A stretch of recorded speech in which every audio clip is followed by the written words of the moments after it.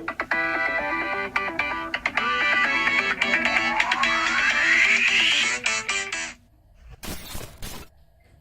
mash up the place, turn up the bass and make them. We mash up the place, turn up the bass and make some sound, boy, run. And we will end your week just like a Sunday.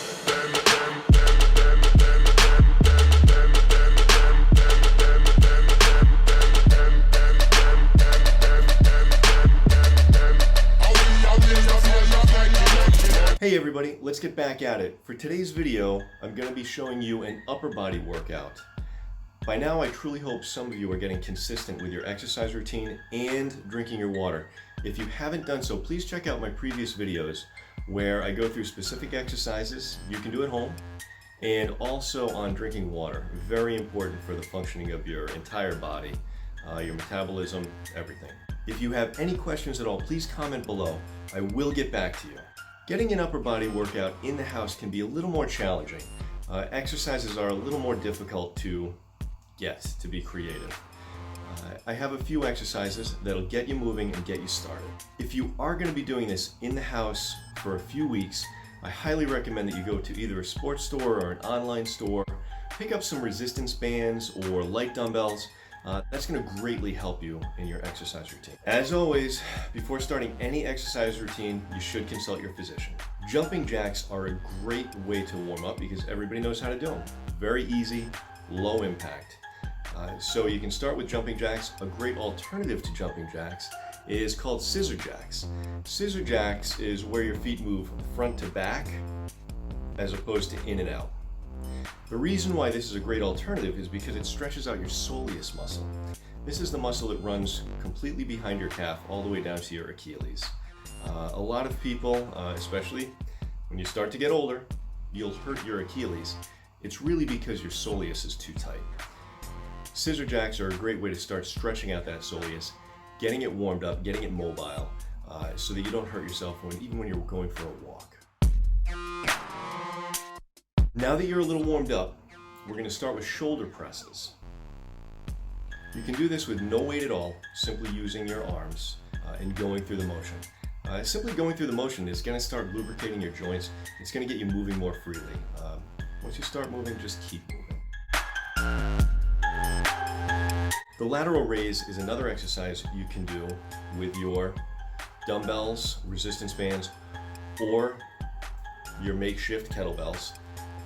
You're going to be very controlled. You're going to use lighter weight, and it's going to focus again on the deltoid, on that shoulder muscle. Very basic. You're going to raise your arms out to the side.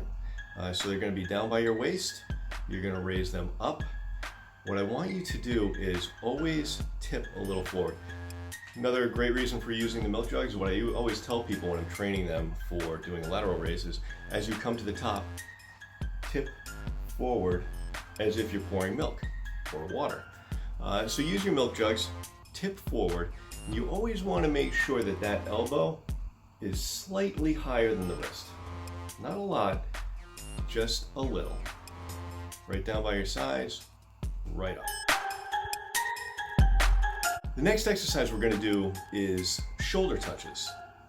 So basically you're going to get down as if in a push-up position or a high plank, and you're going to alternate arms. You're going to touch shoulder, back down, touch shoulder, back down. This is going to work a number of things: front deltoid, pectoral, in addition to all your core muscles and transverse abdominals. As a variation to this exercise, you can also do knee touches. So as you lift up the hand and you're going to touch your shoulder, simply bring one knee up, touch the knee. This is going to be a lot more challenging, slightly more advanced. It'll take a lot more strength, it'll take a lot more stability, but as you progress, give it a shot. Next exercise we're going to do is the classic push-up. Now don't worry if you can't do a regular push-up. We're going to have some variations to help you out. But I do want to go through the form first.